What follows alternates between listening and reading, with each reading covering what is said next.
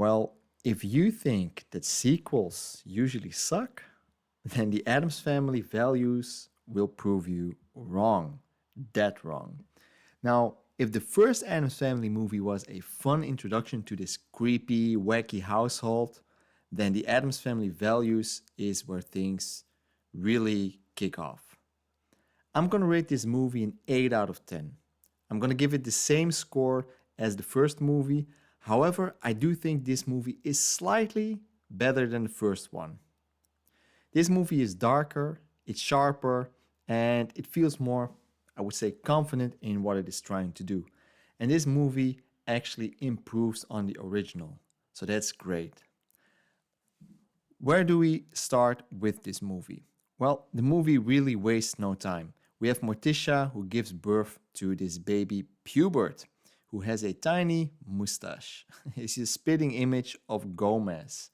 And with the new baby, we get a nanny, Debbie, who's played by Joan Cusack. And she's not just any nanny. She's this con artist, and basically she has her eyes on Uncle Fester's fortune. And she's basically a psycho. And Uncle Fester is basically an idiot. That makes for great comedy. Meanwhile, we have Wednesday and Pugsley who are being shipped off to summer camp where they clash in spectacular fashion with the sunshiny camp counselors and the kids. And it basically sets up one of the funniest, most hilarious subplots of, I would say, any movie basically. The movie weaves everything really nicely together. We have a murderous nanny seducing Fester. We have the Addams' kids navigating the horrors of normal society. It makes for great comedy. Now, why do I like this movie? Well, first of all, we have Debbie, the nanny, and any scene that she's in, she steals it.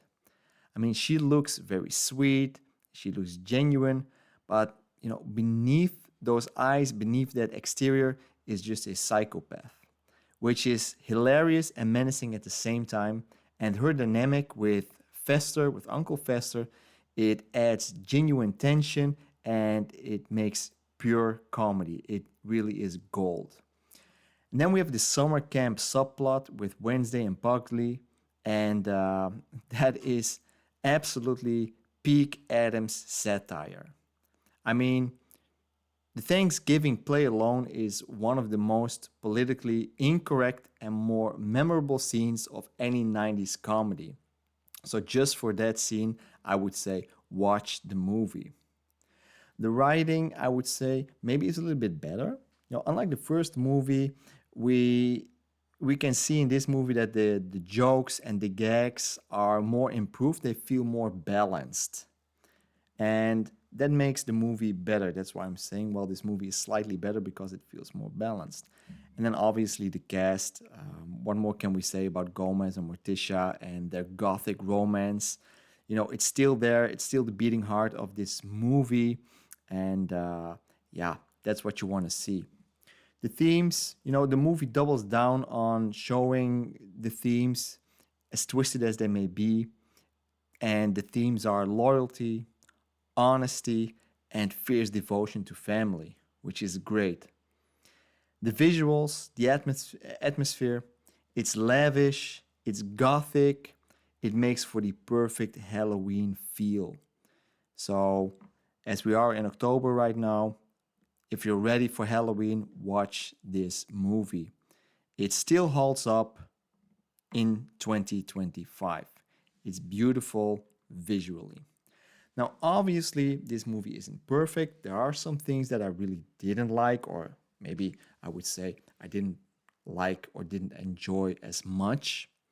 Now, the jokes, it's not a consistently funny movie. There were actually brilliant jokes, but not every joke, not every gag lands. We can notice some dips in the pacing, and especially with the Uncle Fester and Debbie the nanny plotline, it sometimes overshadows the rest of the family. I don't think that's necessarily a con, but I want to see more of the rest of the family. We have the Fester focus, and he gets a lot of screen time, maybe a bit too much, and the movie here and there might feel a little bit dragging, and it takes away some of the attention from what most people like to see in an Addams Family movie, which is Gomez and Morticia.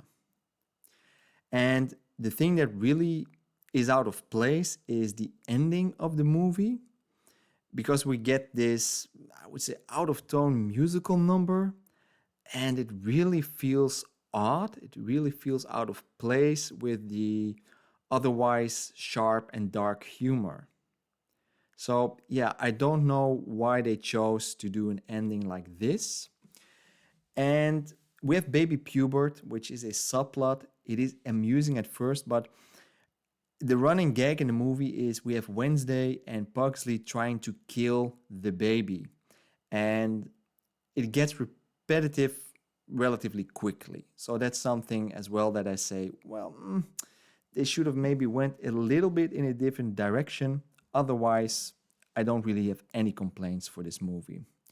Overall, the Addams Family values succeeds where many sequels would fail.